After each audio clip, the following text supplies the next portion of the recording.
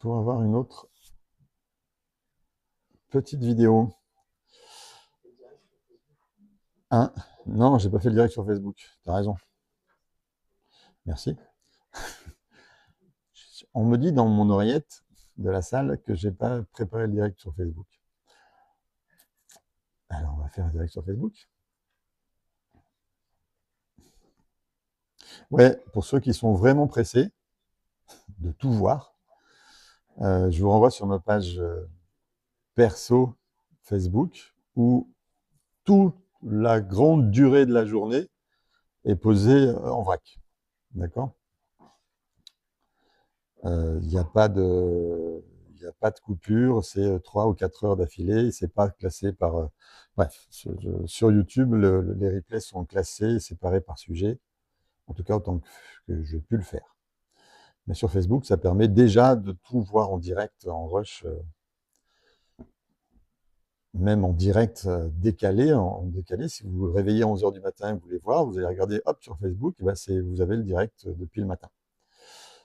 Voilà, c'est parfait, c'est lancé. Zou, on coupe ça. Bonjour Facebook. Est-ce que l'entretien peut se faire en visio ou téléphonique? L'entretien individuel, Diallo? Donc la séance individuelle, je ne l'ai fait qu'en visio, jamais au téléphone, parce que j'ai besoin de vous voir. C'est tout. Si je ne vous vois pas, je ne peux pas capter vos micro-réactions, et du coup, je ne peux pas vous aider correctement, et on perd tous notre temps. Enfin, surtout vous qui perdez votre argent, parce que moi, je suis payé pareil, que je travaille bien ou pas. Je préfère travailler bien. Donc, on ne se voit que en visio. Vous cliquez sur un lien, vous êtes sur Zoom. Alors, bien sûr, il faut du réseau. Ok, ça, c'est la limite. J'en étais à partager cette page-là. Voilà, c'est ça que je veux faire. Ok. Alors, je me gasse ce truc-là. Afficher. Voilà. Impeccable. Voilà. Nous avons en décodage biologique 3 types de ressentis. Donc, ce qu'on a vu hier, hier, avec la biocible, c'est pour trouver un ressenti à partir d'un événement. Mais il y a quelques critères qui vont nous permettre de savoir si c'est un ressenti primaire, donc celui du biochoc. Et là, quand on l'exprime, on crée un changement. Mais ça peut être aussi un ressenti secondaire, qui est socialement accepté, qui masque le ressenti primaire, et l'exprimer, ça ne change rien. Mais il y a aussi des ressentis tertiaires. Moi, je préfère les appeler transgénérationnels. Tertiaire, c'est le nom de flèche en décodage biologique. Moi, je les appelle transgénérationnels. Il n'appartient pas à la personne, mais c'est une mémoire familiale. Et donc, il y a discordance quand il est exprimé. C'est-à-dire que, dans l'exemple qu'on a eu hier avec... Ah ben, c'est Nathalie qui manque. Je me disais, mais qui est-ce qui manque? Oui, elle n'est pas là aujourd'hui. Dans l'exemple qu'on a eu hier avec Nathalie, elle tombe sur ce... T'étais en face, c'était quoi ce ressenti déjà?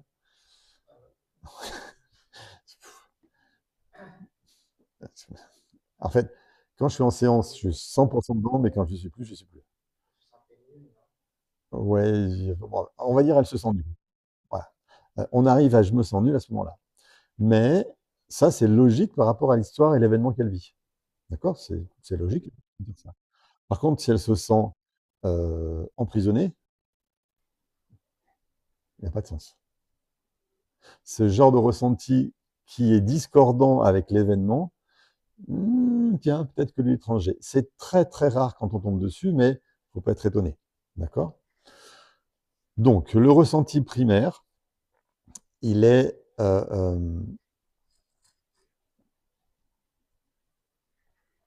il vient du biochoc.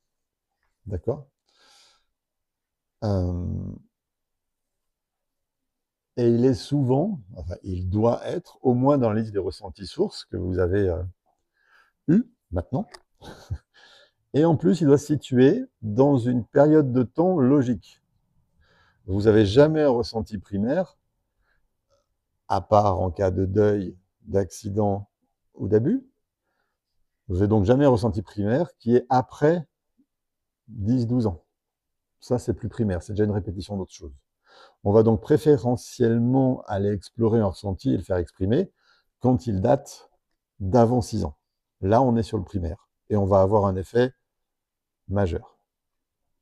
D'accord? Hier, on a vu le ressenti, qu'est-ce que c'était qu'on trouvait. Maintenant, on descend une couche, plus profond. Il y a plusieurs ressentis, il faut bien repérer le primaire pour travailler. Si vous faites exprimer le ressenti secondaire, ça ne marchera pas. Il n'y aura pas cette détente, il n'y aura pas cette montée en pression, et il n'y aura pas cette détente. C'est monter en pression, et ça ne détend jamais, en fait. Ça ne détend jamais parce que c'est du ressenti secondaire et que lui, il va pas se régler. Il faut travailler le ressenti primaire. Si vous faites travailler un ressenti de j'ai froid, parce que c'est ressenti, et puis vous êtes incapable de faire redescendre en dessous de j'ai froid, c'est donc pas un ressenti primaire, il n'est pas dans la liste des ressentis sources, ben vous n'aurez pas de résultat. Vous ferez exprimer ce j'ai froid, j'ai froid, j'ai froid, j'ai froid, j'ai froid, j'ai froid, et en plus, encore plus le j'ai peur ou je suis en colère, ça c'est même pas des ressentis, c'est des émotions. Donc vous allez vous planter en repérant pas le bon ressenti.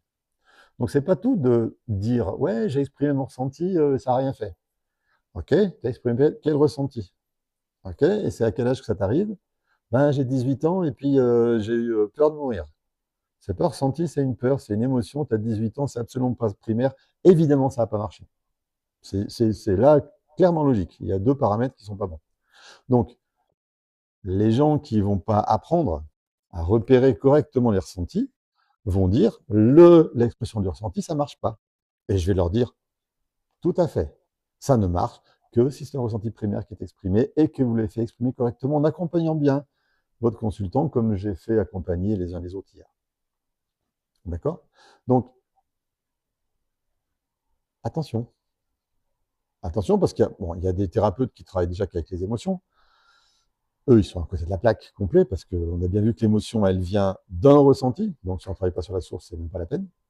Et les thérapeutes qui se tentent sur le ressenti et qui disent que ça ne marche pas, c'est juste parce qu'ils n'ont pas cette notion primaire, secondaire, tertiaire.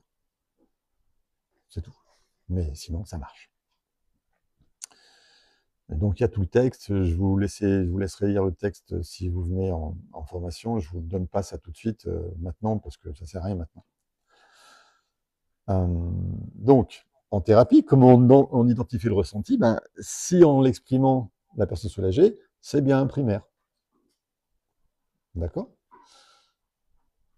Si c'est pas soulagé, c'est un tertiaire. C'est un secondaire ou un tertiaire. Et si c'est un secondaire et que ça ne marche pas, eh ben, il faut creuser. Il faut aller chercher ce ressenti primaire. Est-ce qu'il est, comme je disais tout à l'heure, adapté à la situation? On est dans l'histoire, on regarde, et si le ressenti est adapté à la situation, on peut se dire qu'il est logique, donc il a des chances d'être primaire. S'il n'est pas adapté, il est tertiaire ou secondaire. D'accord?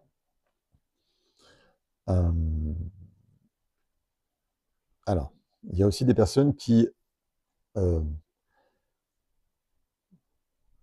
sortent le fameux oui mais,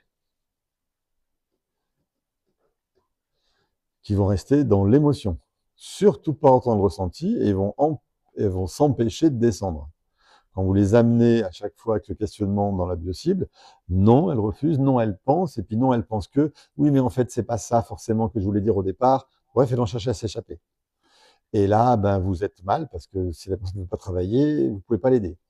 Donc, on a des petites astuces qu'on va donner.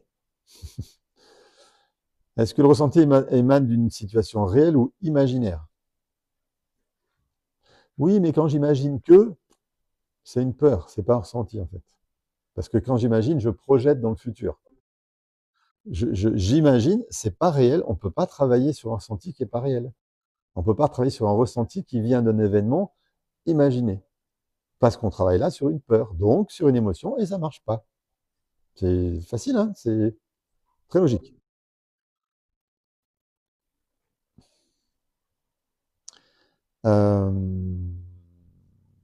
Il y a aussi des personnes qui n'arrêtent pas de parler, d'expliquer. C'est un ressenti secondaire. Elles sont dans leur tête, elles ne veulent pas aller là au primaire, et puis elles donnent plein de raisons pour y aller. Donc on cherche différemment.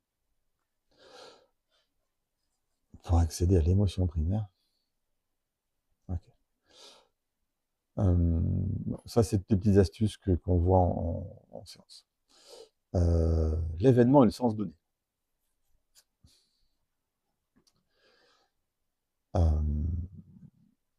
On va regarder en décodage le sens donné à l'événement.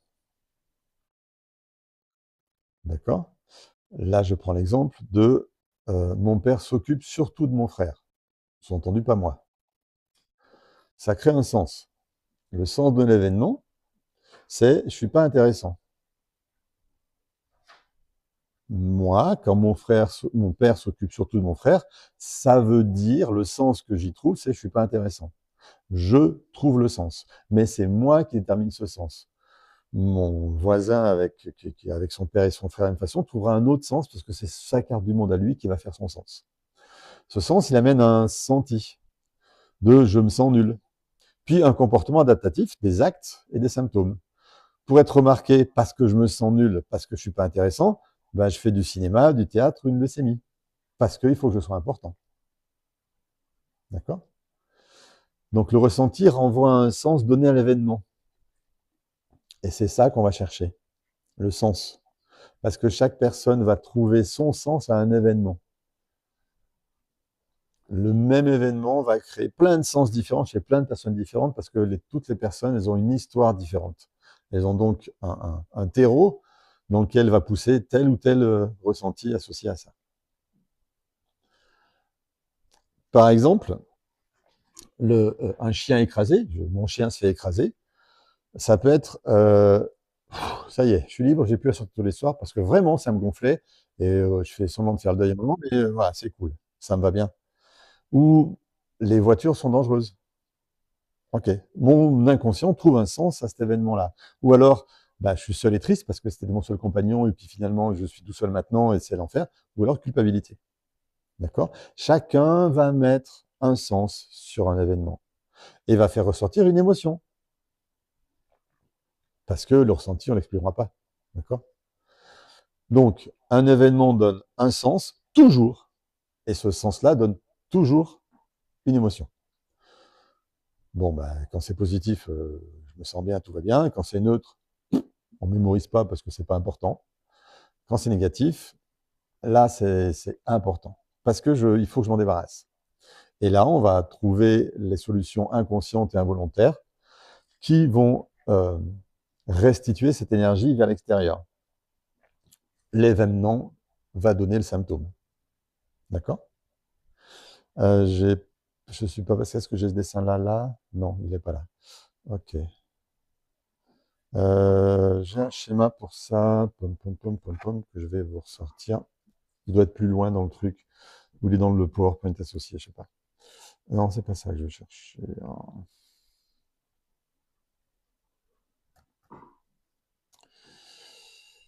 Il est là dans les fichiers. Zoom. C'est pas Zoom, c'est l'autre. Je vais vous faire ça avec un schéma du ressenti au symptôme.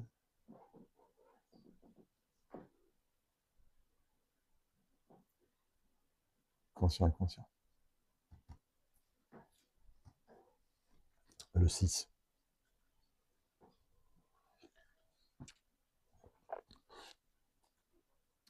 Hop, hop. Allez, cache-toi là-haut. Il ne peut pas se cacher là-haut. Ok. Alors, on va être pleine page. Comment pleine page par ça? Voilà. Ce schéma, il est assez parlant, j'ai trouvé. J'aime bien le poser. Quand je vis... Alors, là, c'est la barrière entre le conscient et l'inconscient. Il se passe ça dans votre inconscient. Quand je vis quelque chose, j'y mets un sens. Toujours. Mon inconscient, il met toujours un sens à ce qui se passe. Et c'est pour ça qu'on se demande beaucoup, pourquoi? Pourquoi tu fais ça? Pourquoi ça m'arrive? Pourquoi ils réagissent comme ça? Il faut un sens à l'événement parce que tant qu'on n'a pas mis de sens sur l'événement, on ne peut pas archaïquement, au fond de notre cerveau limbique, déterminer si c'est dangereux ou pas dangereux. Parce qu'en fait, pour survivre, notre cerveau a dû analyser tout ce qui s'est passé depuis 3 millions d'années. Et quand il y a un tigre qui nous court dessus, on doit très vite comprendre que c'est dangereux. Donc on doit mettre un sens. Il ne vient pas me faire un câlin. Bon, à part si c'est mon tigre apprivoisé. Mais là, j'ai mon sens propre à moi. D'accord? Globalement, dans la savane de l'époque, si le tigre me court dessus, le sens c'est je vais être bouffé, donc il faut vite que j'analyse tous les événements très très vite. Il est à l'autre bout du champ, il tourne la tête vers moi, je me casse. J'attends pas de comprendre ce qu'il veut faire, parce que je sais, avec mon expérience d'être humain toute petite, hein, j'ai à peine survécu un peu, je sais que si le tigre me repère, il va venir me bouffer, puisque c'est pas mon tigre apprivoisé.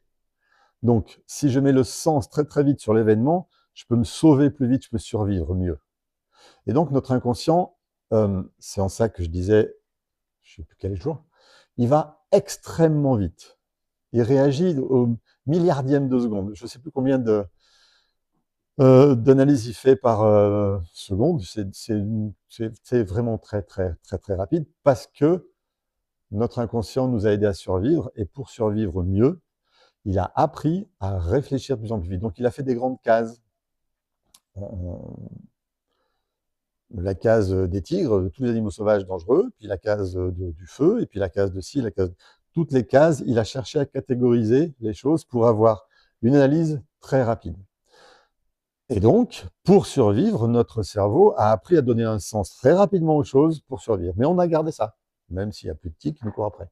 Enfin, nous, ici, parce que ça existe encore ailleurs. Donc, tous nos inconscients humains cherchent à mettre un sens pour qu'on survive. Et ça va très vite. Et ce sens, s'il est positif, bah, c'est une ressource, c'est cool. Cette femme que je trouve jolie dans la rue se retourne et me sourit, paf, positif. Si elle m'envoie une insulte, bon, bah, négatif. Ok. Puis si elle ne me regarde pas, bah, c'est peut-être négatif ou peut-être positif. J'en sais rien. En fait, c'est selon ma carte du monde, d'accord? Mais si c'est négatif, ça crée une énergie négative qui va ressortir. Une partie va être restituée à l'extérieur. C'est-à-dire que si elle ne me regarde pas et que je suis blessé par le fait qu'elle ne me regarde pas, ben je vais devenir insultant. Je l'insulte. C'est mon énergie négative que je ressors à l'extérieur. Celle-ci ne fera pas de trauma puisque je la ressors. D'accord? Mais une partie peut très bien pas ressortir parce qu'elle n'est pas socialement acceptable, parce que je le prends pour moi, parce que je le prends mal. Et là, je l'encode au niveau cérébral et j'en fais un symptôme. Mon symptôme vient de ça et du sens que j'ai mis. Si je mets le bon sens sur ce qui se passe à l'extérieur, je passe en ressource ou en neutre. Et le sens que je mets, il dépend de mon histoire, de mon passé et de mes conflits. Toujours. Et ça, je ne peux pas ne pas mettre un sens. C'est un fonctionnement archaïque automatique. D'accord? C'est plus clair de comment on vient malade? L'encodage cérébral, c'est la petite partie du cerveau dans le dessin à quatre moments que je vous ai montré vendredi avec le biochoc, le ressenti, qui est là déjà au niveau des petits bonhommes. Et ensuite, si c'est négatif, ça passe par le cerveau qui va toucher l'organe concerné. D'accord? C'est bon? Ok. Oui, C'est bon. juste une question. Donc, on est à la phase d'énergie négative. Donc, restitution d'énergie, ça veut dire que la personne va râler, va surinterpréter, mais en tout cas, ça va ressortir, Ouais. peut-être créer des incivilités. Donc là, ça va être un problème pour celui qui reçoit le message, Ou mais pas. ça, ou pas, Ou oui, pas parce que parce là, que voilà. Mhm. ça ressort et c'est évacué du consultant. Après, il peut Mhm. ressortir évacué en mettant un coup de pied dans un caillou. Ça va être un Très problème bien. pour le caillou, je vais dire. D'accord. Mais ça va. Ok. Ça va toucher personne. Donc, il faut verbaliser, pour éviter de tomber malade, d'une façon ou d'une autre, il faut Euh, s'astreindre il faut exprimer le à ressenti. oui, voilà, d'une façon, pleurer, aller crier dans la forêt ou balancer un coup de pied dans un petit caillou. Voilà, ok, très bien. Ouais, parce que les gros, ça fait mal. Donc, il vaut mieux viser Oui, les petits. d'accord. Et il y a des gens qui se cassent parfois les pieds sur des gros cailloux. Oui, Il oui, n'y a en pas, fait, il y a pas besoin l'expression, d'avoir une personne autre qui soit à l'écoute de ce ressenti? non, Ah, d'accord. non, mais il faut pouvoir avoir identifié son ressenti. Et là, ça devient compliqué. Parce que dire je me sens nul parce qu'elle ne me regarde pas dans la rue, s'avouer que je suis nul parce qu'elle ne me regarde pas, non. J'ai plus tendance à lui reprocher de toute façon, elle était conne. Mais même si je ne le dis pas, mais je le pense et j'en fais quelque chose. D'accord. Après, tous les événements ne sont pas traumatiques. Hein, d'accord. Mais à partir du moment où je ressors quelque chose, où je ne laisse pas faire, où je ne laisse pas intégrer dans mon cerveau trop d'énergie négative, parce que je le vis dans l'isolement, sans même vouloir reconnaître que ça m'a touché, ouais, là, ça va, c'est supportable. Ok. Hop, non, c'était bien ça. Pardon. Ouais. J'ai une question. Attends, attends, il y a quelqu'un qui parle sans micro dans la salle. Elle va mettre son micro comme ça, tu ne pourras pas parler. Oui. Si au moment de l'événement, on n'arrive pas à exprimer tout de suite notre ressenti, Ouais, donc il est encodé, ouais. et le lendemain, on en parle à notre ami. Est-ce Là, que... c'est sorti, c'est exprimé. Oui, Donc, c'est réglé. Mais il faut que tu mais... exprimes le ressenti et pas l'émotion. Ouais, parce que après, ça rumine. Même Après, si... après, ça rumine parce que tu n'exprimes pas le ressenti. On en vient toujours au même truc. Hein. Tant que tu n'as pas exprimé le ressenti qui est dû à l'événement, tu l'intègres. Il est en toi. Et du coup, tu ne le règles pas. Par contre, si tu vas exprimer ton ressenti à n'importe qui, 2, 3 jours ou 10 ans après ton thérapeute, ben c'est réglé. Comme on a fait là. C'est l'expression du ressenti. Et pour exprimer ce ressenti, vous avez bien vu qu'il faut un cadre un petit peu particulier. Il faut quelqu'un qui sait vous faire exprimer un ressenti. Votre mari, copain, copine, elle va avoir la tendance que vous avez tous eu, c'est « Oulala, ça va trop loin, je vais lui faire mal, il faut que j'arrête ». Et donc, elle ne te permettra pas d'exprimer ton ressenti correctement. Donc, si c'est le lendemain, si c'est le soir, rentre à la maison et que tu as hyper confiance dans ta relation avec ton mari, tu vas pouvoir poser ton ressenti. Et tu seras tranquille. D'accord. Par contre, si tu ne le fais pas, ben oui, ça va ruminer, ruminer, et comme tu dis, ruminer. Alors, est-ce qu'il va y avoir l'attaque d'un organe, parce que c'est un très gros ressenti bien fort, ou est-ce que c'est juste, ça va aller continuer à te dévaloriser comme ça le fait déjà depuis longtemps, et ça va juste mettre une pièce de plus dans la machine à dévalo? Ça, c'est selon chacun. Ah ben, ça a marché tout de suite parce que dès que je suis rentrée chez moi, je suis tombée malade pendant presque 2 semaines. Voilà. Mais tomber malade, oui, une gastro, une grippe, un machin, c'est léger ça. On peut tomber malade très très vite avec des petites choses. La gastro, c'est très facile à décoder. On trouve tout de suite la source. La grippe, c'est moins facile. Le rhume, ouais, c'est compliqué. C'est tellement léger comme maladie qu'il peut tout avoir et n'importe quoi. Pas de coup de froid, ça n'existe pas. Merci. La question en ligne, pardon. Ah oui, la question, c'était, enfin, c'est plutôt une demande de clarification. Ouais. Donc, entre 0 et 6 ans, est-ce qu'une grande partie, justement, de ce qu'on pourrait avoir comme intégration inconsciente et non-résolution viendrait du fait qu'un enfant ne sait pas exprimer correctement son ressenti et qu'en plus, souvent, il n'est pas encouragé? Alors, l'enfant ne sait pas exprimer le ressenti parce qu'il n'a pas appris à l'exprimer parce que maman est incapable d'accueillir son ressenti. La seule raison pour laquelle les enfants n'évoluent pas sur cette expression du ressenti, c'est qu'ils ont une mère qui est incapable de l'accueillir. Spontanément, l'enfant, il exprime. Il a mal, il crie, il a peur, il hurle. Enfin, spontanément, il sait faire ça. Par contre, si maman ne sait pas accueillir ça, il va très vite comprendre qu'il est tout seul, il va apprendre à se taire, et ça va faire des adultes qui ne savent pas exprimer leur ressenti. Et c'est pour Est-ce ça que... qu'il Ok. C'est pour ça qu'il y a une grande différence entre les hommes et les femmes, parce que dans la société patriarcale qu'on a ici, Un garçon qui exprime son ressenti, c'est pas bien vu. Pleure pas, t'es un homme, il faut pas pleurer, etc. Et lui, on va lui faire taire son ressenti. Donc vous avez, mesdames, des maris qui savent pas exprimer leur ressenti parce que le patriarcat leur a interdit d'apprendre, même si maman est très très ouverte, à exprimer leur ressenti. C'est la base en fait. Ok, d'accord, merci. Je me permets juste d'intervenir. Je pense à une référence en psychanalyse par rapport au psychotraumatisme. Sander Ferenczi qui expliquait aussi la différence de langage entre les adultes et les enfants, qui peuvent aussi évidemment être à la base du trauma. Hein. Les enfants sont en recherche d'affection, alors que les adultes répondent par la passion. Et voilà, ce qui fait cette dissonance aussi on va dire, du ressenti entre l'adulte et l'enfant et qui peut profondément traumatiser l'enfant. Je ne sais pas ce que tu en penses, Christophe. Je pense que tu es en train de dire avec d'autres mots ce que j'ai dit juste avant. Cette recherche D'accord. d'affection, c'est l'accueil de maman.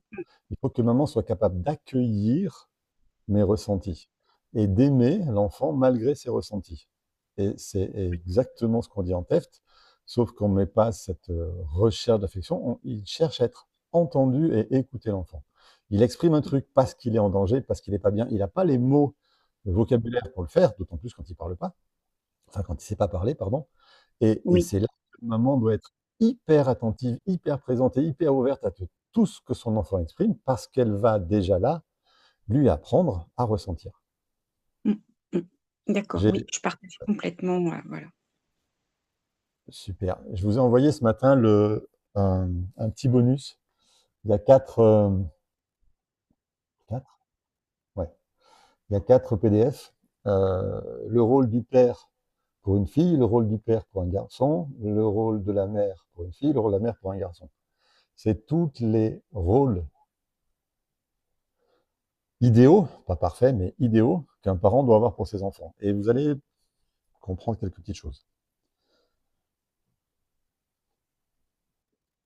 Donc, lisez bien La ça. maman par rapport au bien-être intérieur, à la valeur qu'on peut se donner, et le papa par rapport à la loi, à la justice, à ce qui est acceptable ou pas.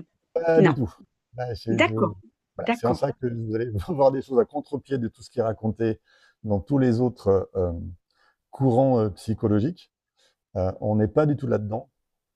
D'accord. Et ça, c'est une construction qui vient du patriarcat que Freud a dû suivre, malheureusement. Pourquoi? Je dois digresser là-dessus. Ça va nous emmener loin. Freud, c'est le père de la psychanalyse, d'accord. Freud est dans un milieu à l'époque où c'est principalement patriarcal. Il n'y a aucune femme dans leur réseau. Et pour rester, lui, dans le réseau qui va lui permettre de survivre, donc qui va lui permettre d'être écouté, donc d'avoir de la valeur dans ce réseau-là, il ne peut pas combattre le patriarcat. Il est dedans. Donc, il va devoir détourner ce qu'il a potentiellement compris. On n'est pas sûr qu'il ait compris ça, mais c'est l'hypothèse que Alice Miller a fait derrière. Il va devoir détourner le bien-être de l'enfant, l'écoute de l'enfant, parce que sinon, ça remet en question ce patriarcat. Et c'est ce qu'Alice Miller va se rendre compte quand elle va apprendre de Freud. Et là, elle est en train de se dire, mais et l'enfant lui-même, il n'est pas méchant, il n'est pas mauvais, il n'y a pas des choses et des cadres et des lois qu'on doit lui poser. Non, il est ouvert, c'est une page blanche et il doit apprendre des choses de son père et de sa mère.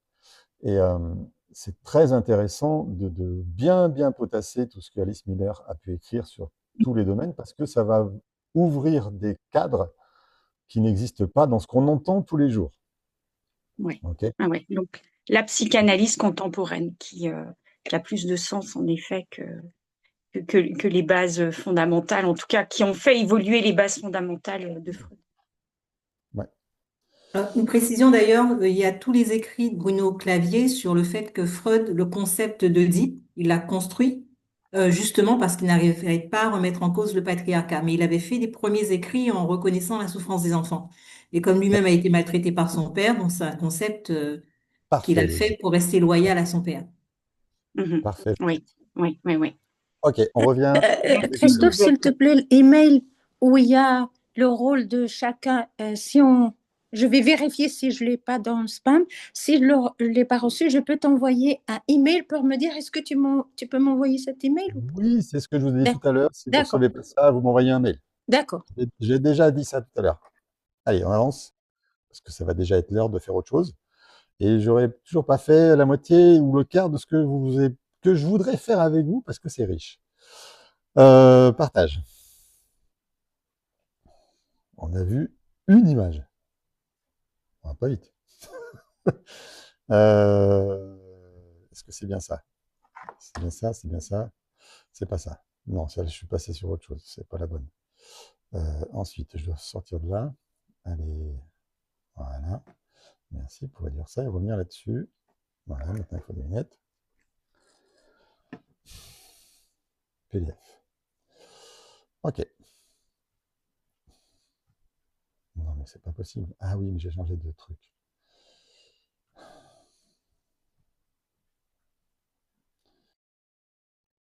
J'ai pas l'autre onglet. Ah, ça y est.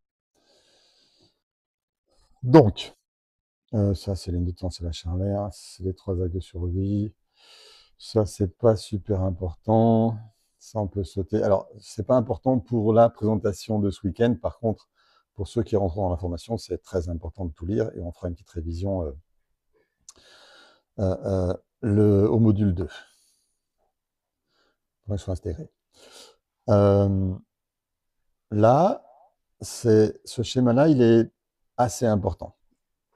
On a appris hier que quand j'arrive avec un événement à trouver le ressenti, j'ai ce ressenti. Ce ressenti vient d'un événement extérieur qui se passe là, sur la ligne de temps. Là-bas, c'est le passé. Là, c'est le futur. Ça se passe là, maintenant. C'est typiquement l'exemple de Nathalie qui, ce matin, quand elle arrive, elle fait ça. Elle ressent. On a vu que c'est « je me sens nul ». J'abrège. Sauf que ce « je me sens nul » là, à cette époque-là, de son âge aujourd'hui, c'est sûrement un déclenchant. Devoir doubler cette voiture, se sentir nul, c'est sûrement déclenchant. Donc, elle a déjà vécu « je me sens nul » avant. Et notre objectif, nous, thérapeutes, c'est de remonter au conflit programmant qui est là-bas avant 6 ans. Si je travaille là, je vais faire lâcher ça sur cet événement de ce matin. Ouais, d'accord, parce que c'est un ressenti source, hein, c'est important, je me sens nul, mais c'est sur ce matin ce qui s'est passé là. Ça ne va pas régler son truc de je me sens nul dans ma vie. Donc, on remonte toujours au programmant, et là, si on démonte le programmant, on va éliminer le ressenti de toute la vie de la personne, dans tous les paramètres, parce que elle n'est pas là pour en parler. Bah tiens, on va parler de toi. Toi, tu es là pour en parler. Ton ressenti hier, c'était « je me sens impuissant ». Je suis impuissant, ok. Tu es impuissant là, maintenant, par rapport à ce qui t'arrive. Mais l'impuissance, elle date de plus vieux et elle date de tout là-bas. La première impuissance qu'on peut imaginer, si vraiment on fait du déconnage biologique, c'est « je suis impuissant à garder mon père ». C'est le gros événement de ton enfance, d'accord? Mais c'est peut-être aussi autre chose. Je suis impuissant à sauver maman de son malheur. Je suis impuissant à avoir un petit frère, une petite sœur, parce que maman, elle n'a plus de mari. Je peux être impuissant à plein de choses là-bas. C'est pour ça qu'on ne fait pas ce genre de choses. On ne fait pas de la psychologie de comptoir, on ne s'amuse pas à ça. On va suivre le ressenti du consultant. Donc, quand tu es là, je suis impuissant, il y a des outils pour te faire reculer dans le temps, pour aller trouver la toute première fois où tu as ressenti ça. Et là-bas, on est sur le programmant. Et on fait l'expression du ressenti, mais là-bas, on ne la fait pas ici. Surtout pas. Je trouve le ressenti, je suis impuissant, et je ne te fais pas répéter là. Clic, clic, clic, clic, clic, on va là-bas dans le temps, on repère où c'est, et c'est là-bas qu'on fait exprès pour que ça corrige le reste. D'accord? Elle est là, la grosse astuce pour travailler la source globale de mon impuissance à moi toute ma vie. Sur tous les domaines, parce que là, tu es impuissant à un truc, à un autre machin, mais tu es impuissant à plein de trucs en fait. Il y a plein de paramètres. Et tous ces paramètres, c'est tous ceux qui ont été créés là-bas par cette toute première impuissance. Quand tu apprends l'impuissance, elle va rayonner partout dans ta vie après. Donc, le décodage biologique et ce regard-là va nous apprendre à remonter au programmant déjà pour travailler la première fois où c'est arrivé. Et on va travailler là à exprimer le ressenti. Soit, il n'y aura pas de ressources. On exprime le ressenti. Ça marche, le ressenti est exprimé. Il n'y a plus l'expression du ressenti de « je suis impuissant » dans ma vie. Ça a disparu. Par contre, je suis toujours pas puissant parce que j'ai pas eu de ressources. Et c'est là que le niveau 2 en PNL est intéressant, parce qu'en PNL, on va pouvoir commencer à apporter des ressources dans ce moment-là. On va commencer à réécrire, transformer un peu l'histoire avec la PNL. Mais si le terreau dans lequel a poussé l'impuissance, il est dû à papa ou à maman, il faut qu'on passe au niveau 3, travailler en familial. Parce que tant que j'aurais pas eu papa qui n'a pas reconnu, qui m'a laissé impuissant, ou maman qui n'a pas reconnu de mes valeurs, je ne peux pas réparer ça. Donc il faut que je sorte de la loyauté pour arriver à trouver mes ressources. Donc il y a plusieurs étages où on peut travailler, et l'étage dans lequel on aura un retour positif chez le consultant dépend de l'histoire du consultant. Moi, je ne sais pas qu'est-ce qui crée l'impuissance ici. Est-ce que c'est juste parce que c'est le jour où il a voulu faire ses lacets pour la première fois, qu'il les a noués ensemble, qu'il s'est cassé la gueule et qu'il a eu honte? Hop, on le répare ça. Si c'est que ça va. Par contre, s'il a perdu son père, par exemple, on ne peut pas le réparer. Il faut d'abord passer par le deuil pour être sûr que c'est bien nettoyé, ensuite par la thérapie familiale. Bref, on va pouvoir mettre plusieurs choses en place, mais on ne peut pas savoir d'emblée sans explorer un petit peu. Et c'est pour ça que je prends 1h30 première séance pour aller creuser et définir ce qu'on va avoir à travailler. Ok ? C'est donc pas simplement de l'expression du ressenti. Donc les gens qui ont assisté hier à l'expression du ressenti et qui se sont dit « Ouais, c'est facile, maintenant je sais faire », non, ils ne savent pas faire. Ils ne savent pas faire parce que pour l'instant, ils ne savent pas remonter là-bas, ils ne savent pas traiter là-bas à différents niveaux. Ok ? Et pendant 10 ans, j'ai travaillé avec ça, parce que j'ai que le décodage biologique. Pendant 10 ans, je suis arrivé à remonter là, et puis à faire exprimer, et avec un peu de PNL, poser des ressources. Ça marchait très bien, parce que j'avais au cabinet les gens que je pouvais traiter. J'étais au niveau de leur conflit. Ils venaient me voir parce que j'étais capable de régler ça. Donc, je savais traiter ça. Super, c'est génial. Jusqu'au moment où, dans mon histoire personnelle à moi, j'ai été confronté, moi, à mes problèmes de relations, de couple, de valeurs affectives, de valeurs sociales. Ça prenait moi dans ma vie. Donc, c'était pas réglé chez moi. Il a fallu que je fasse le travail pour le régler chez moi. Et après sont venus me voir des gens à qui il fallait plus que exprimer le ressenti là. Des gens à qui il fallait travailler en thérapie familiale. Et donc, plus vous allez évoluer sur votre vie personnelle, plus vous ouvrirez large vos capacités d'accueillir des gens avec des difficultés profondes. L'outil marche. J'ai des collègues en décodage biologique qui font aujourd'hui du décodage biologique, qui n'ont pas changé de décodage biologique parce qu'ils n'ont pas eu besoin d'aller creuser plus loin dans leur histoire. Eux, ils sont heureux comme ils sont dans leur vie. Sauf que moi, j'étais pas heureux comme j'étais dans ma vie parce qu'il fallait que je règle ce problème familial. Donc, les gens qui rentrent en formation TEFT vont peut-être avoir juste besoin du niveau 1 et du niveau 2 pour faire des outils de réparation quand même un petit peu. Mais peut-être qu'il y a des gens qui viendront jamais au niveau 2, niveau 3 parce que ça leur parle pas, c'est pas dans leur histoire. Ils n'ont pas besoin. Ils sont bien comme ça, leur outil va bien comme ça. En exemple, j'ai une hypnothérapeute. Un jour, j'ai proposé un atelier transgénérationnel sur Facebook. Et elle m'a contacté pour me demander ouais, le transgénérationnel, ça m'intéresse. Mais j'ai vu que vous avez aussi une autre formation. Vous faites quoi de plus dans la formation que le transgénérationnel? J'ai dit, le transgénérationnel, c'est une toute petite partie, en fait. Parce qu'on a ça. C'est quoi la thérapie familiale? Et j'ai, en 2 mots, tenté de l'expliquer. C'est les problèmes que les enfants ont eu avec leurs parents à l'époque. Quel problème? Comment ça, quel problème? C'est quoi votre question? Quels problèmes ils peuvent avoir qui ne sont pas solvables tout seuls? Plein, en fait. Mais comment ça, plein? Enfin, je sais pas, moi j'avais des problèmes enfants, oui, ma petite enfance, c'était pas génial. Et puis un jour, j'ai lu Dolto, et puis j'ai posé le livre devant mes parents en disant « Maintenant, je veux ça ». Puis ils ont fait ça, puis ça va bien. Oh, bravo, félicitations. Elle n'a pas eu de problème, en fait. Ça a été réglé parce que ses parents ont accepté de changer leur comportement, leur façon d'être, et c'était facile pour elle. Donc elle a choisi d'être hypnothérapeute parce qu'à partir du moment où elle balance, où elle met en place dans l'inconscient de son consultant une information, il l'apprend. Parce que dans sa carte du monde à elle, c'est comme ça que les gens marchent. C'est tout. Donc quand je lui parle de parents défaillants, elle ne sait même pas ce que ça veut dire, parce que pour elle, ce n'est pas imaginable, ça n'existe pas, parce qu'elle n'a pas rencontré ça dans sa vie.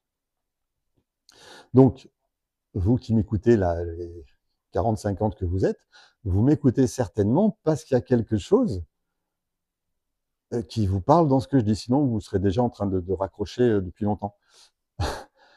Ça veut dire que vous êtes touché par ce que je propose, parce que dans votre espace, dans votre carte du monde, il y a un truc qui n'est pas réglé sur ce plan-là. La TEFT a la réponse. Pour vous, personnel, ou pour vous, à apprendre pour ouvrir votre carte du monde, ça s'appelle en PNL, et pouvoir entendre différents points, et du coup, pouvoir travailler dessus, régler dessus, pour offrir ça plus grand à vos consultants. J'étais, à ce moment-là, quand j'ai commencé à moi travailler sur mon histoire affective, personnelle, familiale, c'est là que j'ai reçu les 2 premières jeunes femmes avec leurs problématiques, et 2 parents, pour l'une d'elles, tortionnaire, il n'y avait pas d'autre mot, hein. Il la battait, son père la violait, elle était enfermée en permanence. C'était vraiment traité comme un chien, puisque elle finissait l'école à 4h30, et si à 5h elle n'était pas à la maison, la porte était fermée à clé. Elle restait dehors, sans manger, sans rentrer, elle dormait dans la niche du chien. C'est sa punition. Le samedi, elle racontait, le samedi, quand ses parents partaient au marché, ils l'enfermaient dans un placard, pour pas qu'elle fasse de conneries. Super. Et cette femme-là était extrêmement remplie de douleurs à ras-bord du corps, parce que sa vie n'avait été que violence, enfance. Chez l'autre, c'était juste du comportement de la violence gratuite reportée sur sa féminité. Elle prenait des baffes, elle se traitait de putain par son père et par sa mère, en permanence, rabaissée tout le temps, et ça a commencé à partir du moment où elle a divorcé, parce que dans sa famille, divorcer, ça ne se faisait pas. Et c'est d'origine sicilienne. Ses parents avaient émigré en France parce qu'en Sicile, ils étaient un peu mal vus dans leur famille. Parce qu'en fait, lui, c'était l'oncle qui avait épousé sa nièce. Donc, la nièce de sa femme de l'époque. Donc, bien sûr qu'ils se sont fait jeter dans la famille, ils ont émigré en France, et eux reportaient leur histoire chez leur fille. Bref, ces 2 jeunes femmes-là, d'une trentaine d'années, les 2, m'ont fait développer les outils de la TEFT, en fait. C'est grâce à elles que je suis arrivé à développer ça, parce que j'avais ouvert les yeux sur ce qui était possible de faire, j'avais traversé ces outils-là, et en fait, j'ai juste mis en place les processus que j'aurais aimé avoir pour moi 15 ans avant, et que j'ai dû trouver juste les dernières années. Mais beaucoup de personnes n'ont pas besoin de familial. On fait une séance, 2 séances, et pouf, c'est réglé. Parce que on va chercher là, on met ce qu'il faut là, et pouf, ça suffit. Et c'est cool. Et il y a des thérapeutes qui sont persuadés qu'ils sont super efficaces. Et ils sont super efficaces d'ailleurs. Mais eux ne vont pas travailler sur des conflits que vous aurez à travailler en TEFT. Parce que votre histoire personnelle vous aura amené à vous ouvrir à ça. C'est tout. Donc, tous les thérapeutes sont performants pour des consultants qui sont à leur niveau, j'ai envie de dire.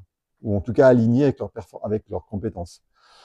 Vous allez apprendre des outils qui vont vous aligner avec des compétences bien plus profondes et lourdes que votre collègue qui est resté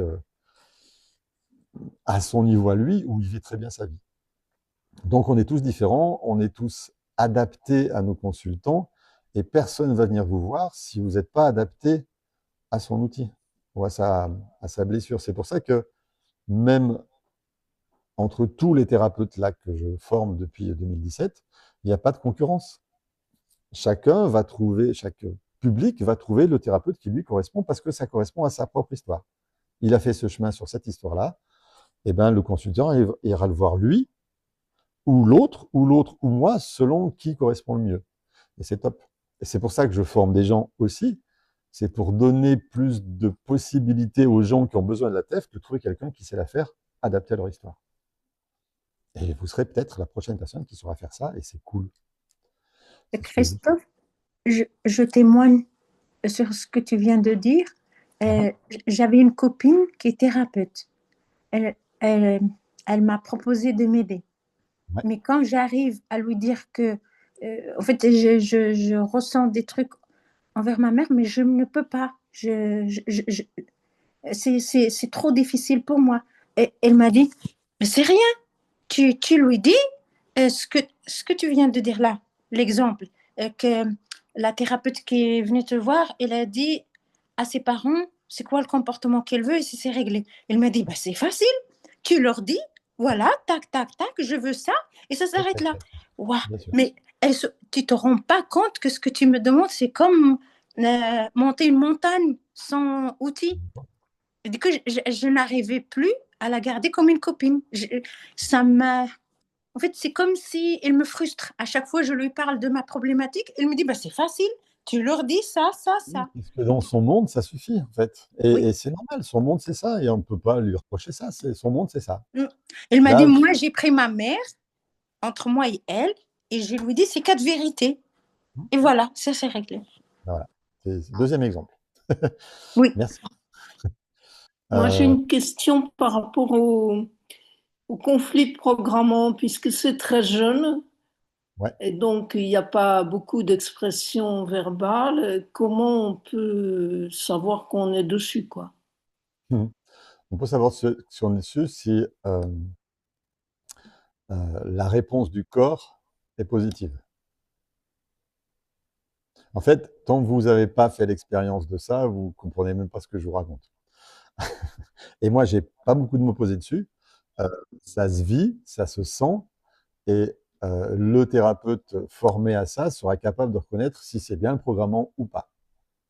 Ok. Parce qu'effectivement, dans les tout petits âges, on peut remonter sur des choses des choses que j'ai vécues dans le ventre de ma mère, ça m'est arrivé.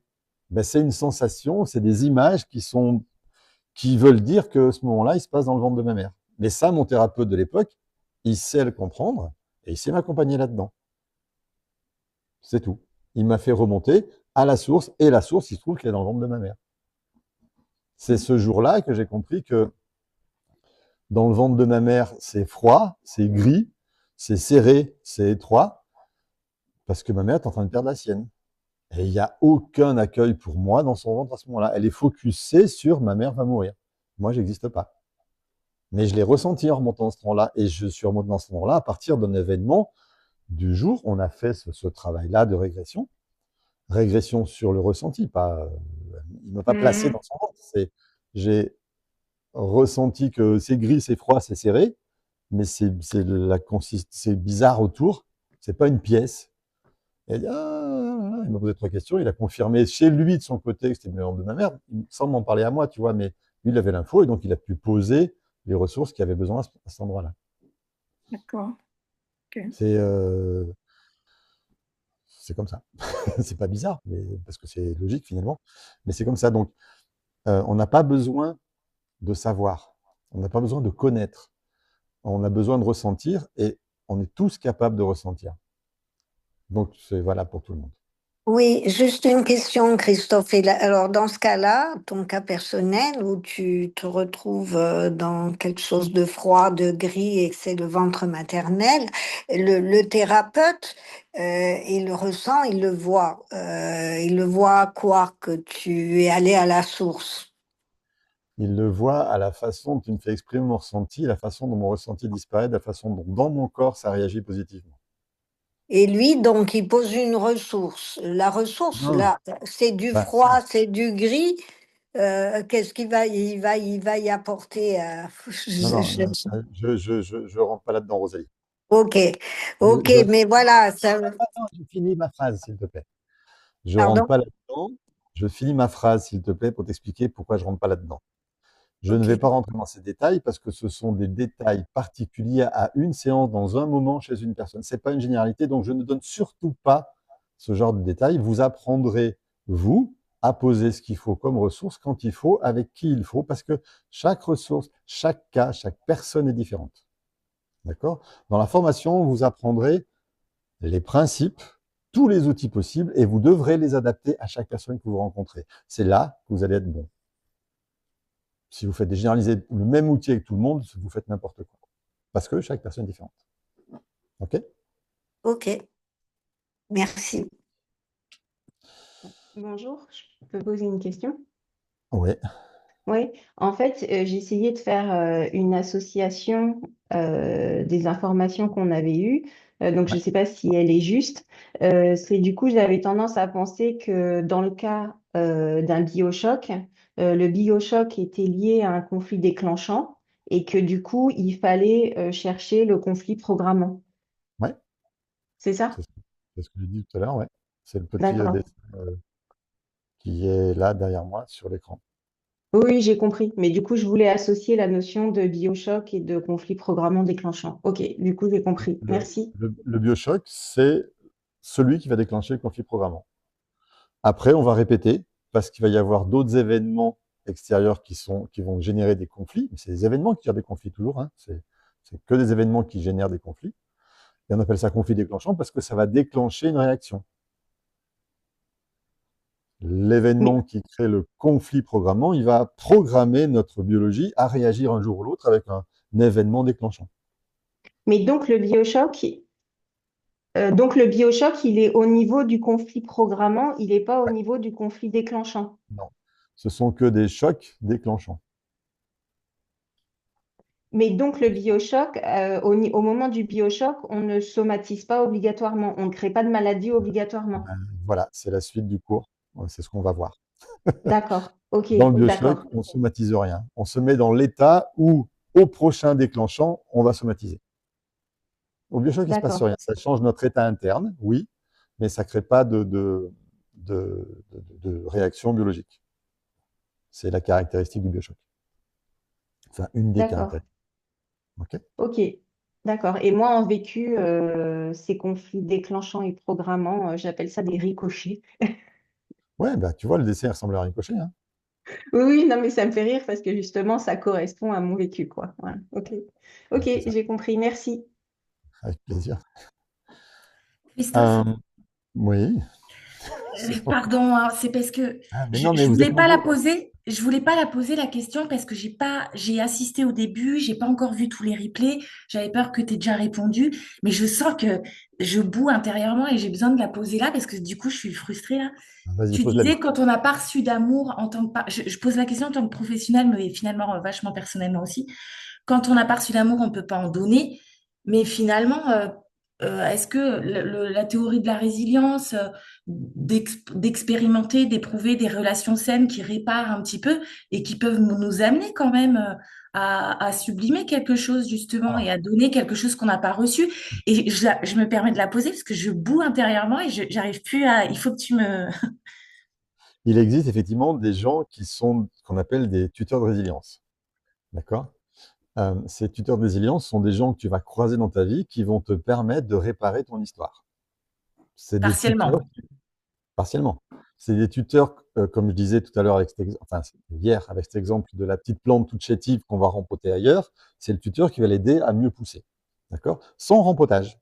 Il va venir dans ce pot-là, tac, tel que c'est, et il va lui donner un support pour grandir quand même, réparer quand même le truc. Oui, et chez certains, ça suffit.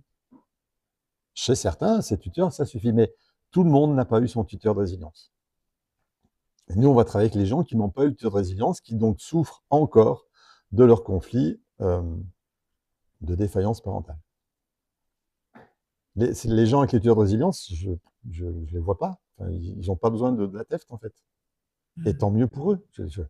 Si tout le monde pouvait avoir un tuteur de résilience, ce serait génial. Mais pour ça, il faudrait qu'il y ait assez d'êtres humains capables d'accueillir les douleurs des enfants et de devenir tuteur de résilience pour les autres. Et ça existe de moins en moins. Il est là le problème. C'est qu'il y a de moins en moins de personnes qui sont capables d'accompagner des enfants à leur évolution à travers un sport, à travers une activité, à travers n'importe quoi. Parce que souvent, c'est un prof, c'est un entraîneur, c'est un truc comme ça qui va aider. Ou c'est un oncle, ou bref. Et je suis éduque dans la protection de l'enfance et j'ai le sentiment d'avoir essayé d'évoluer, d'avancer et tout. Je m'engage, je m'implique et tout. Et c'est vrai qu'à un moment, je pense que je suis dans le symptôme, puisque je suis dans le symptôme. Pardon. Je suis dans le symptôme parce que il y a un moment, ça génère une alerte en fait quand il se passe quelque chose où je vois un danger vraiment imminent. Mhm. Et il y a une alerte, il y a quelque chose qui se passe dans mon corps et mon estomac, il se noue et j'arrive plus très bien à manger. Et voilà, et j'arrive à accomplir ma mission, mais après, je m'écroule un petit peu, je suis un petit peu malade. Ça Et te après, je fait, reprends. Et ça te après, fait, je suis de nouveau dynamisée et impliquée dans l'action. ça te fait revivre ton conflit et Ouais, l'alerte. c'est un déclenchant que tu vas avoir chez toi.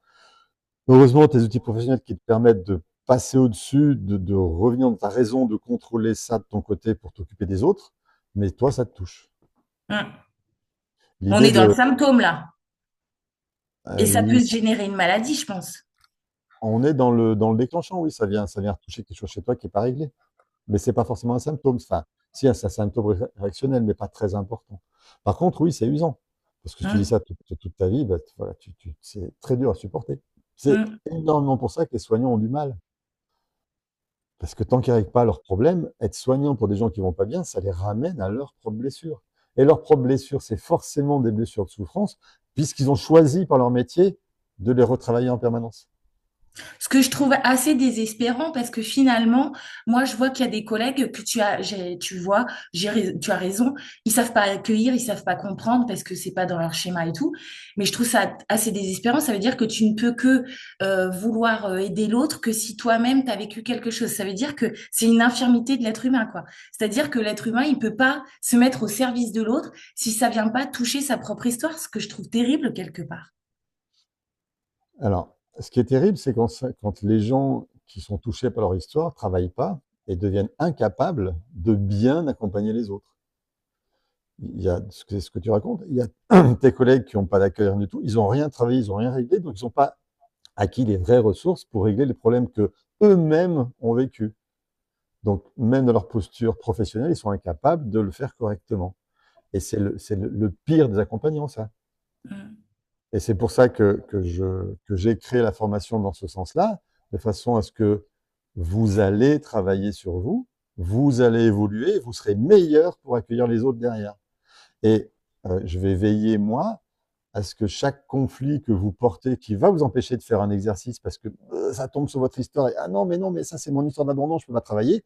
Ok, maintenant tu vas la régler. Parce que tu es en train de proposer à tes futurs consultants quelqu'un qui n'a pas réglé son problème d'abandon. Donc, pardon, mais c'est pas bon, ça, c'est pas ce que je veux, moi. Au final, dans la validation des compétences, tu l'auras pas.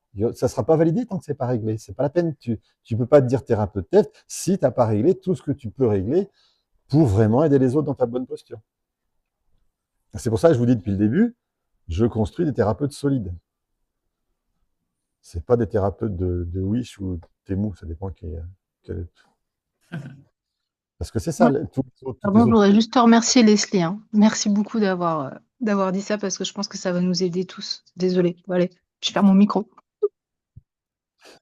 Merci à toi. Ok. Christophe, excusez-moi de vous déranger. Pour ceux D'abord, qui se rappellent presque pas de leur enfance, ça j'aime bien. Et alors, c'est quoi la question d'après? le travail est peut-être un peu plus dur. Non. Non, parce Vous que pouvez- non, ok. Non, il n'est pas plus dur, il est différent. En Mhm. fait, la mémoire, elle est physique. C'est gravé dans tes cellules. Ouais. Comme c'est gravé dans tes cellules, ton inconscient va avoir la trace de ça et on va pouvoir trouver Oui. cette trace et remonter à la source quand même. Tu n'as pas besoin d'avoir de mémoire. D'accord. Voilà. C'est ce que je voulais savoir. Voilà. Voilà, c'est ta réponse. Et je vois beaucoup de monde qui n'ont pas la mémoire. Généralement, les gens, alors, accrochez-vous à vos élastiques de culotte. Généralement, les gens qui n'ont pas la mémoire de leur enfance, c'est que c'était pas joli. D'accord? Parce Mhm. que notre surmoi, il a cette fonction de nous protéger de nos blessures et il va mettre une Mhm. espèce de bâche sur tout le fumier qui est enterré là-bas dans mon enfance pour que j'y accède pas. Et c'est justement là que vont naître les maladies psychiatriques. C'est des gens qui ont une bâche pas très étanche et qui sont en permanence au contact de leur conflit d'enfance. Et eux, ouais, ils vont finir par disjoncter parce que c'est insupportable. Donc, ne pas se souvenir, c'est que notre surmoi fonctionne bien. Et puis, c'est tout. On va aller creuser, mais on ne va pas le creuser en direct. On va aller contourner les barrières pour, à chaque moment, aller trouver ce ressenti, l'accompagner correctement pour que ça disparaisse. Ou alors travailler D'accord. avec un gros bulldozer en thérapie familiale, ça c'est possible aussi. Ouais.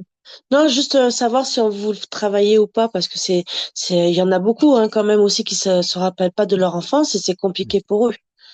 Et le ressortir en hypnose, faire tout ressortir, c'est pas très top quoi pour ces personnes.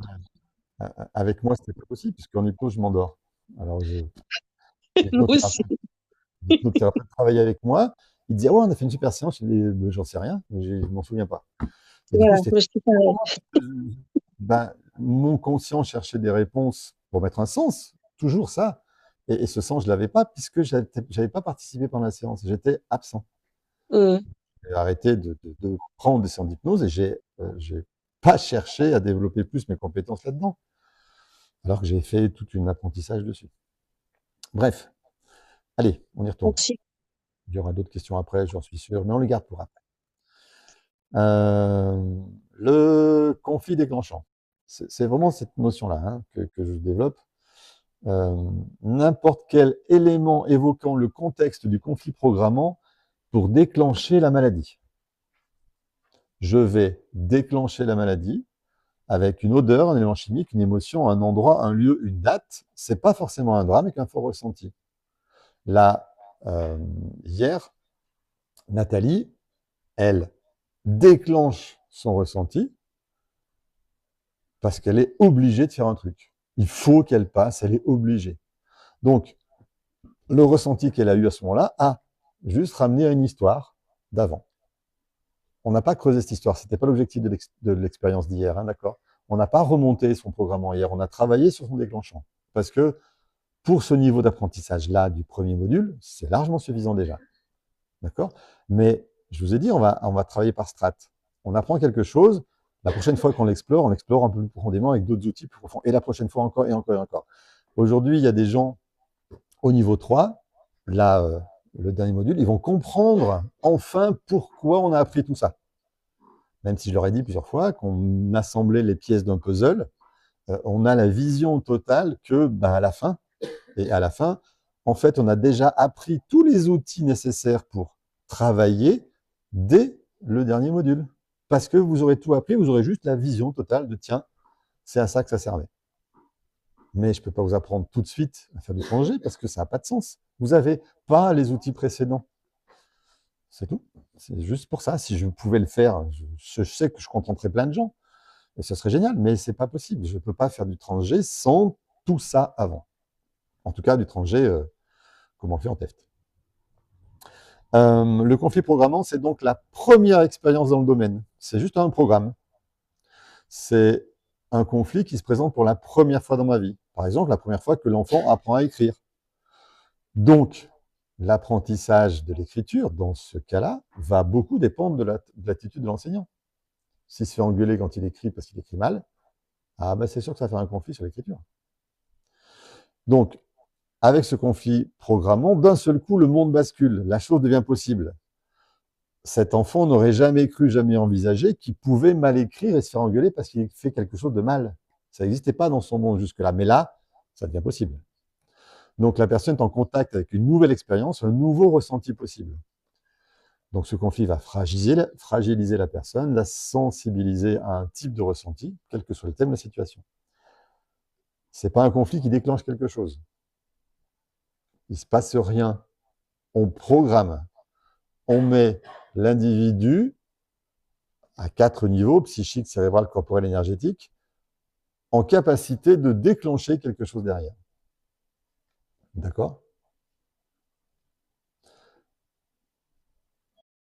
Et c'est ce qui fait que ce conflit programmant, il explique la disproportion entre l'événement futur déclenchant et la réaction. Parce qu'un tout petit événement peut faire une grosse réaction.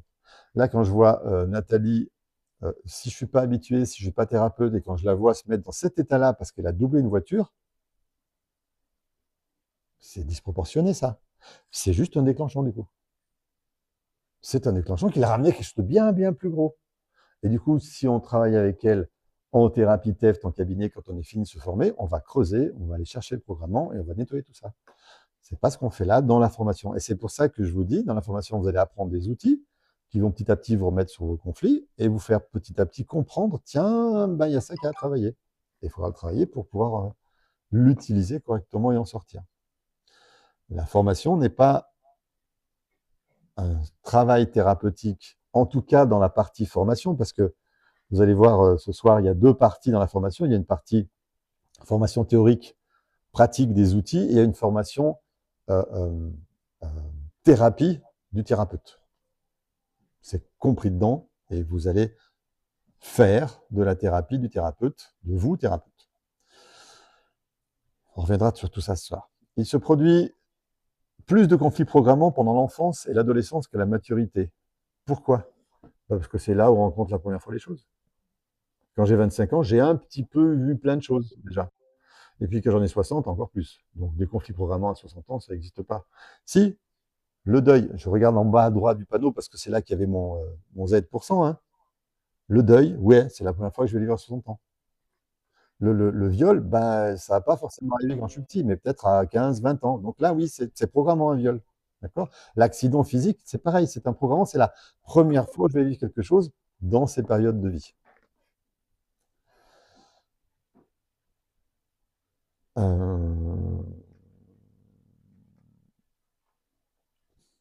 Une émotion est en rapport avec un seul conflit programmant. Donc, traiter un seul conflit programmant à la fois. S'il y a plusieurs émotions, il y a plusieurs programmants. Si la personne a 4 ou 5 émotions qui posent problème, on peut trouver 4 ou 5 conflits programmants. Exceptionnellement, on peut trouver un gros choc, un conflit programmant, qui a produit plusieurs émotions, créé plusieurs ressentis. Et ça, je le sais parce que je l'ai vécu. Plusieurs fois avec mon thérapeute en décodage biologique, je suis allé le voir pour des problèmes que je vivais, on remontait un événement et je me retrouvais assis à côté du gymnase quand je suis enfant en primaire, parce qu'il s'est passé dans le gymnase des choses qui ont été violentes pour moi. Et ça a du coup rayonné dans plusieurs parcelles de ma vie. C'est pour ça que je vois un petit peu mon inconscient, l'image que je m'en suis construite, et que je vous propose, c'est une boule à facettes. Vous savez, avec tous les petits miroirs collés de chaque côté. Et l'événement extérieur, c'est une poignée de boue qu'on balance sur la boule à facettes. Donc, on peut toujours plusieurs facettes. La boue va aller salir, éteindre, abîmer, peut-être, plusieurs facettes de ma vie.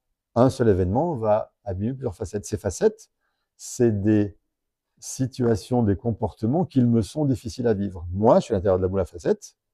Mon inconscient, c'est la boule extérieure. Et moi qui n'ai rien compris à l'événement qui est venu, ça m'a sali quelques facettes. Et pour vivre, ben, j'ai besoin que toute la lumière puisse rentrer à travers ce miroir-là, parce que c'est un miroir sans teint, hein, les facettes. Donc, pour nettoyer ça, ben, je vais aller devoir nettoyer chaque facette. Donc, remonter au conflit. Et puis, plusieurs facettes vont remonter au même conflit. Ben, c'est normal, ça arrive. Bon, puis c'est tout, on nettoie chacune par chacune. Ça, c'était en décodage biologique. Avec la TEFT, on va tout de suite remonter au conflit et tout de suite apporter toutes les réponses possibles sur tout ce qu'on aurait eu besoin comme ressources pour nettoyer toutes les facettes en une fois. Donc, on ne va pas remonter 40 fois au même conflit. Non. Il y a un conflit, il y a un événement. En TEFT, on va aller travailler l'ensemble de tout ce qui a pu se passer dans cet événement-là. On va travailler sur le terreau dans lequel a pu grandir le conflit. Et s'il y a eu un conflit, enfin un événement conflictuel programmant, pour qu'il soit conflictuel et programmant, ça veut dire que je n'ai pas toutes les ressources nécessaires à ce qu'il devienne un conflit. Je reprends l'exemple de Francine. Elle se sent abandonnée, je raccourcis très vite, hein, elle se sent abandonnée par sa belle-fille parce que sa maman l'a abandonnée plusieurs fois. Eh bien, l'abandon de sa maman plusieurs fois, ça a impliqué et c'est aller tâcher beaucoup de facettes chez elle parce que on est dans un endroit, dans un moment où on doit être construit par notre mère. Si elle n'est pas là, il y a plein de choses qui ne sont pas construites. Donc, je préfère, moi, remonter au terreau dans lequel cette facette-là de « je suis abandonné » a grandi, de régler tout ça de façon à ce que toutes les facettes qui ont pu être abîmées dans l'inconscient de Francine soient toutes réglées avec un seul travail. parce qu'elle va faire un bond énorme thérapeutique. Elle va pas avoir besoin de me voir 50 fois. Alors ouais, c'est pas rentable pour moi. Je travaille vite, efficace sur beaucoup de choses, donc j'ai beaucoup de turnover des gens. Mais quand vous travaillez vite et efficace, il y a plein de gens qui vont parler de ce que vous faites, donc vous êtes toujours bien plein. C'est l'avantage. Plus vous êtes performant, plus les gens ont bouche à oreille ou n'importe quoi, d'autres systèmes qui vont se passer, vont pouvoir parler de vous. Si vous êtes rencontrez votre copine, ah bah tiens, je vais voir un psy, maintenant ça fait 3 ans, ça avance pas trop mal. 3 ans? Et moi je l'ai vu 2 fois, c'est réglé. Ah bon, c'est qui? Fais voir, et paf. Vous voulez travailler au psy. Bon, tant pis pour eux. Ils ont qu'à se tourner en tête. Ce que je veux dire, c'est que à partir du moment où vous travaillez sur le terreau dans lequel pousse le conflit, vous êtes bien plus performant. Ça va bien plus vite et les gens sont bien plus contents. Et votre boulot, c'est rendre les gens contents. Hein.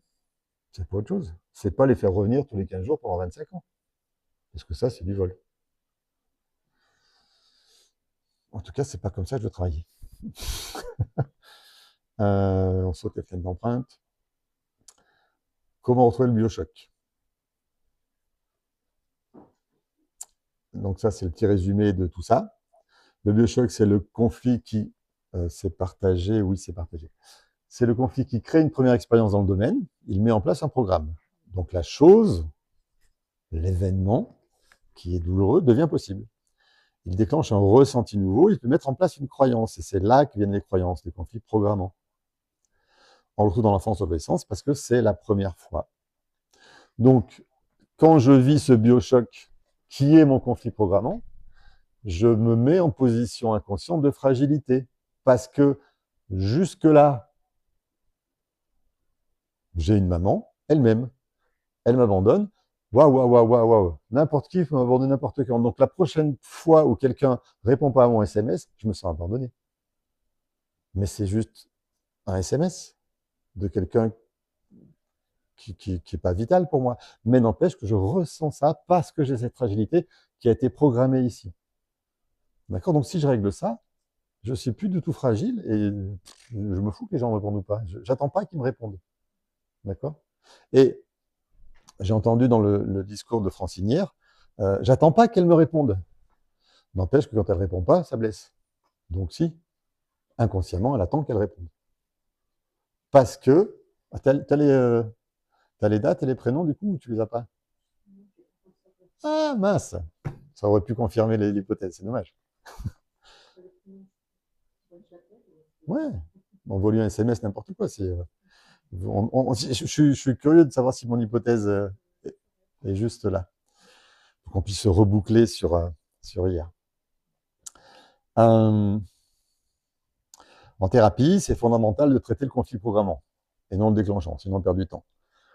On traite qu'un ressenti à la fois, un ressenti, une séance, on règle. Parce que, faut remonter au programmant, il faut travailler correctement le programmant pour nettoyer son ressenti. Et là, ça c'est une notion qui n'existe pas en décodage biologique, elle est propre à la TEFT, c'est le conflit programmant structurant. Il est structurant parce qu'on le rencontre dans la petite enfance. L'enfant se structure par rapport à ce conflit. Il met un sens fondateur sur ce qui se passe, car c'est une première expérience de sa construction. Ça apparaît au moment des premiers apprentissages, encore appelés fenêtres d'empreinte, qui sont mal passés. L'enfant va structurer sa personnalité par rapport à son environnement social, familial. Donc, il se fixe lui-même une façon d'être par rapport au monde pour satisfaire ses besoins vitaux.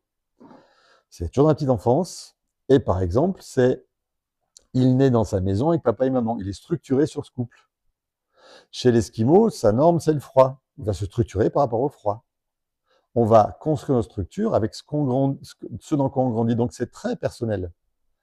Il y a des parents très proches, très sentimentaux. Il va se structurer par rapport à ça.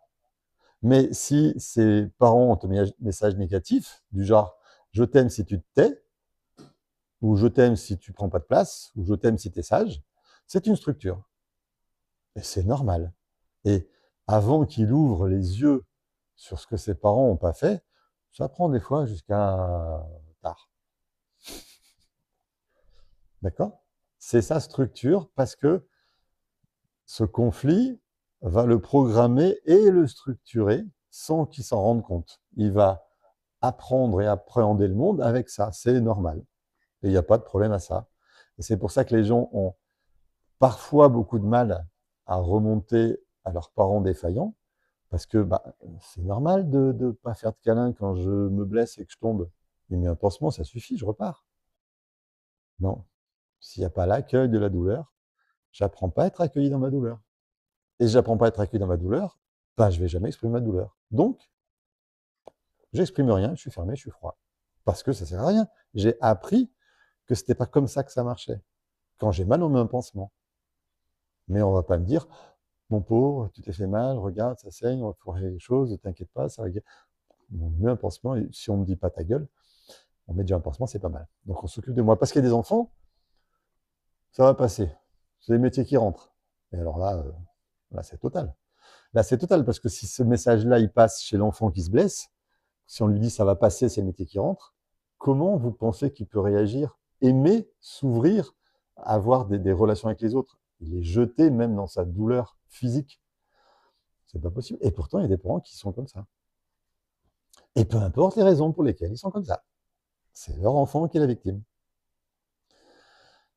L'exemple du programmant consultant. Je vous ai remis l'exemple de cette jeune femme de 22 ans. Je vais la remonter plus haut. Hop, hop, hop, hop. Alors ça, c'est au milieu, ça m'agace un peu. Cette barre de zoom, je ne sais jamais où la mettre. Elle est toujours mal placée.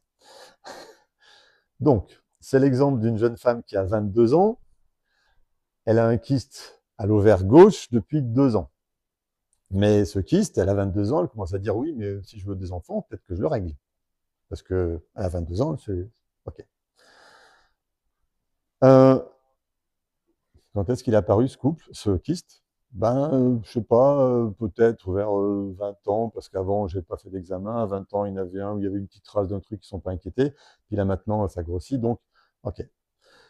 C'est l'ovaire gauche. En décodage biologique, on sait que le kyste chez l'ovaire gauche, chez une femme droitière non ménopausée, c'est une histoire de j'ai perdu quelqu'un. Il y a un conflit de perte. Donc, je lui demande, grâce au décodage biologique, j'ai dit, qui est-ce que vous avez perdu à 20 ans? Ah ben oui, j'ai mon amoureux qui m'a quitté. Elle a perdu du coup. C'est le même sens. Hein. Il n'est plus là, elle l'a perdu, elle l'a quitté. Ok. Bon, sauf que là, il est mort. C'est vachement plus clair. Et moi, je sais qu'à 20 ans, c'est pas un programmant, puisqu'elle a 20 ans. D'accord? Alors oui, son premier amoureux, c'est la première fois que ça arrive. Mais n'empêche que la perte, c'est pas à 20 ans que ça se découvre. Le ressenti de perte, on l'apprend pas à 20 ans. Et du coup, je lui pose la question. Qu'est-ce qui s'est passé à 10 ans? Rien. Qu'est-ce qui s'est passé à 5 ans? Parce que les cycles vont être facilement. À 20 ans, à 5 ans, elle perd son père. On est dans le cycle, c'est le même ressenti de perte d'un homme, c'est pas son copain, c'est son père, mais ce sera son biochoc. Je vais le valider grâce à la TEFT parce que les fêtes des prénoms des deux sont identiques, entre le père et le copain. Donc, ce conflit déclenchant de perdre son copain va déclencher la maladie qu'elle avait programmée à 5 ans. Mais pourquoi c'est un biochoc qui est encore actif? Parce qu'à 5 ans, elle n'a pas été accompagnée par sa mère pour faire le deuil de son père. Donc, en grandissant, elle a rencontré un homme qui a pu remplacer papa, et quand il meurt, elle revit ça. Elle déclenche avec l'événement son conflit et son kyste à l'ovaire. C'est facile. Je traite ça en termes de deuil, parce qu'effectivement, personne ne fait faire le deuil de son père depuis qu'elle est adulte. Donc on fait le deuil du père, première chose, et ensuite on va chercher pourquoi c'est resté un deuil. Eh bien, on va aller voir en thérapie familiale comment sa mère l'a accompagnée. Et là, ce sera pas, elle n'a pas été accompagnée par sa mère à ce moment-là. Sa mère, ravagée par la perte de son mari, n'a pas été capable de s'occuper de sa fille. Elle l'a laissée dans sa douleur de petite fille qui perd son papa. Et quand on a travaillé ça, puis ça, puis ça, on donne à cette petite fille l'accueil du féminin, la présence du masculin, et pouf, terminé. 2 séances. Plus de kyste. Plus de kyste dans le sens où il va disparaître de lui-même. C'est ça qui est magnifique, parce que quand il n'y a plus le programmant, la biologie arrête de réagir. Elle arrête de construire ce kyste. Et comme le corps, il n'aime pas les choses qui servent à rien, la biologie va détruire ce kyste, il va disparaître. Et ça, c'est surprenant pour tous les médecins. Bah, il est disparu, comment ça se fait? Bah, ok, c'est comme ça. Bah, votre analyse sont bonnes, comment ça se fait? Ben, parce que j'ai travaillé un peu intelligemment. En fait, les médecins sont assez à la fois dubitatifs et heureux, parce que c'est bon, moi, c'est réglé, j'ai plus à travailler dessus, parce que c'est toujours un risque de donner des traitements, des machins, faire des opérations pour quelqu'un, c'est toujours un petit risque. Donc, s'ils n'ont pas à le faire, ils sont contents. Et du coup, ok, c'est réglé, on met ça sous le tapis. Mais il y a très très peu de médecins qui posent la question de qu'est-ce que vous avez fait pour que ça ait disparu. Mais il y a certains médecins, des fois, qui me téléphonent. Sur ça, vous avez suivi Madame Machin, ses années sont bonnes, vous avez fait quoi? Ben, je leur présente la tête. Et après, c'est des médecins qui m'envoient des gens, dis donc. C'est sympa, mais c'est rare. Je crois que j'en ai 2 ou 3 seulement. Mais c'est cool. Ok? Donc, en thérapie, on donne du sens et du choix, on repère le conflit structurant, on donne seulement le choix, c'est elle qui peut garder sa structure ou la changer. On ne va pas toucher au malheur, mais lui ajouter un bonheur possible à côté en donnant le choix. Et généralement, les gens, ils choisissent le bonheur, puisqu'ils ont compris qu'ils avaient le choix. C'est ce que je vous montre ce week-end. Je vous montre que c'est possible. Et si c'est possible, vous pouvez mesurer à quel point ça peut vous aider. Parce que si vous ne mesurez pas ça, c'est râpé. Bien. 11h49. Une petite question, s'il te plaît. Ouais, petite. Oui, petite. Je me pose la question par rapport à la temporalité. Par exemple, dans le cas de Francine, ça s'est arrivé à ce moment-là. Mais en fait, ma question elle est un petit peu philosophique ou trop curieuse, mais c'est juste pour savoir la temporalité du déclenchant de, je ne sais pas comment tu appelles ça. Est-ce qu'il y a une explication même pour ça?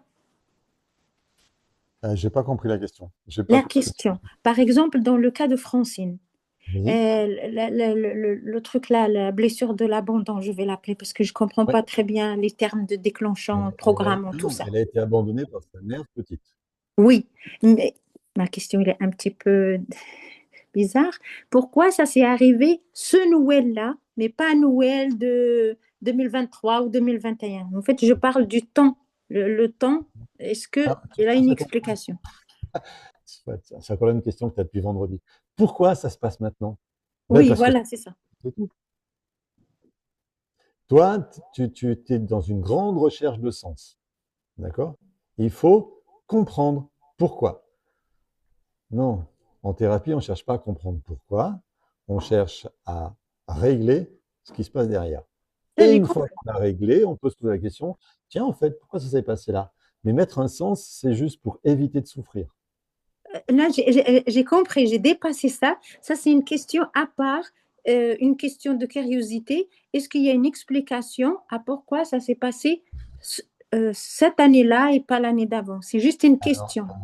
Parce que il faisait plus froid cette année-là.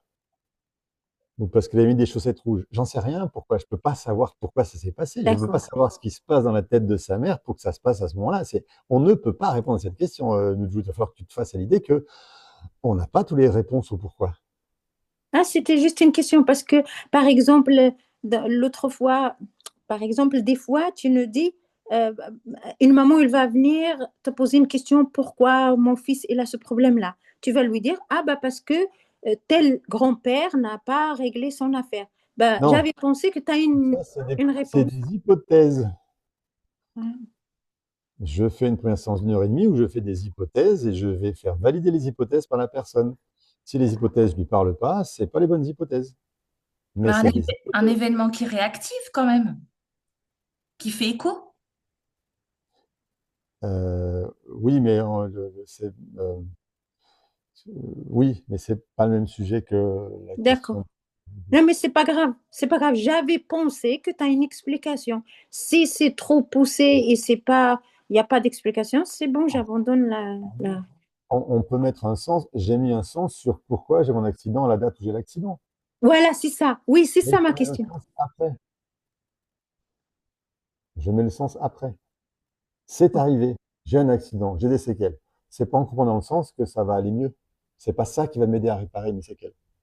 Oui, C'est j'ai compris. arrivé à la source de l'accident. Donc, le pourquoi m'intéresse pas en tant que thérapeute. Il intéresse bien sûr les gens et mettre un sens dessus, ça fait partie du système. Mais je verrai le sens quand on aura exploré le conflit. D'accord. D'accord? Mm. Je ne peux pas te dire, quand Francine est débarquée avec son histoire, pourquoi. C'est elle qui va me donner le sens. C'est relié parce que son inconscient fait le lien et me le dit, parce qu'elle aurait pu très bien pas me le dire. Elle m'a dit, ah oui, c'est comme ma mère quand elle m'a abandonné à 5 ans. Ben là, j'ai le sens, j'ai le pourquoi. Le fait que sa belle-fille ne répond pas à ses SMS, c'est aussi violent. Et je Oui, sais que c'est un peu violent derrière, parce que vous vous rendez bien compte que c'est disproportionné, ça. Et oui, c'est là, dessous, il y a un programme en balèze. C'est qu'un déclenchant. oui. Ok. Parce que quand tu nous as présenté là tout de suite, à un moment, tu as parlé de ça. Tu as dit, l'adulte, il ne va pas se rendre compte de la faille de ses parents que à un moment donné, je ne sais pas comment tu l'as dit, mais tu as parlé de ça tout à l'heure quand tu as présenté. Oui, c'est pour ça que Ah ben, j'ai alors, pensé. attention. Quand je parle des généralités, c'est des généralités. C'est en général, en moyenne, les adultes ne peuvent pas aller voir les différences de leurs parents parce que ça sous-tend de les remettre en question et ils ne peuvent pas parce que la majorité des gens sont en loyauté. Il y a des gens qui sont pas en loyauté, qui savent déjà que maman, elle est violente, que maman elle est toxique et c'est pour ça qu'ils leur parlent plus. C'est pas les mêmes choses. Oui, non, mais tu as dit, Pas ils se faire rendent des même pas règles compte. avec des généralités. Non, tu as dit, ils se rendent même pas compte. C'est Oui, pas qu'ils veulent pas, ils se rendent même pas compte bien sûr. jusqu'à ce qu'il y ait un événement. Oui, on est d'accord. Ok. Moi, je disais 11h49 parce que c'est l'heure de faire une pause. Donc, pause pipi, on se retrouve dans un quart d'heure. Et puis, on fera une pause repas à 13h. C'est comme ça. À tout de suite. Attention.